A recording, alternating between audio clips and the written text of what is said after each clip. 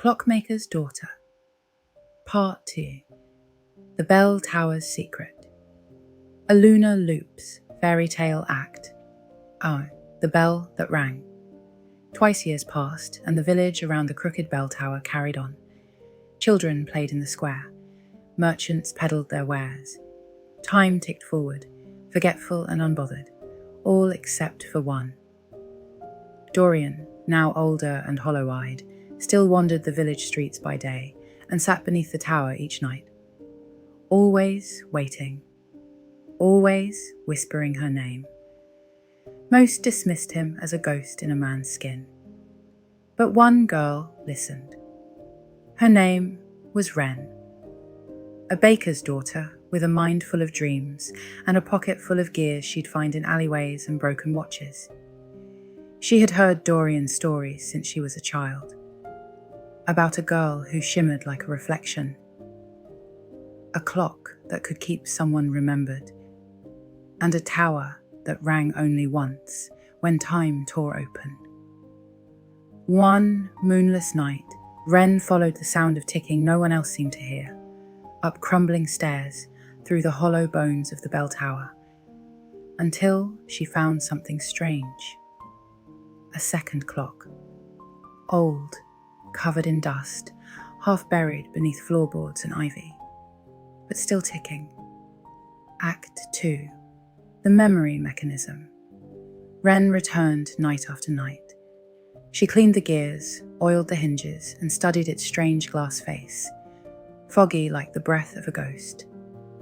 And one evening, when the moon was high and silver, she brought Dorian with her.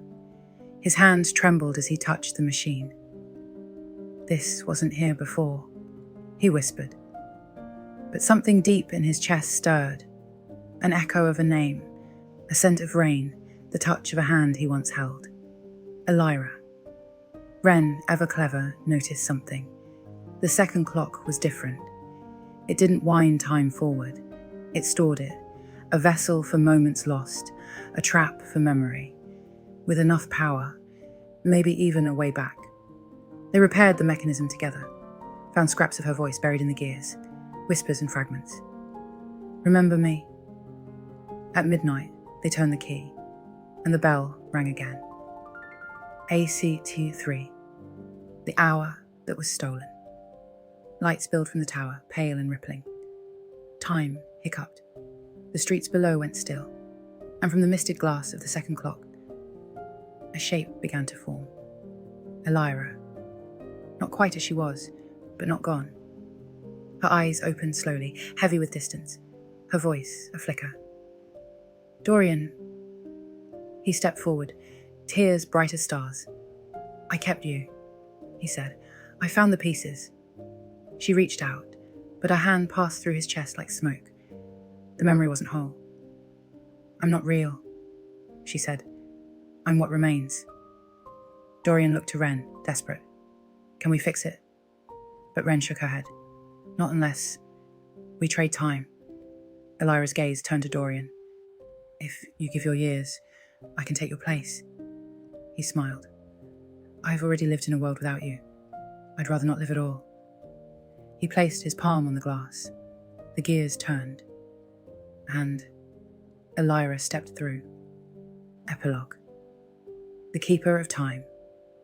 The next morning, the villagers awoke to the tolling of the bell. Not once, not twice, but 12 times. And when they looked up, they saw a young woman at the tower's window, hair like silver thread, eyes like quiet skies. The clockmaker's shop reopened, its sign freshly painted, its shelves dust-free. And inside it sat a girl named Elira, and a new apprentice named Wren. As for Dorian, no one saw him again. But if you visit the tower at midnight, sometimes you'll hear him laughing in the turning of gears. His voice caught between seconds, happy at last.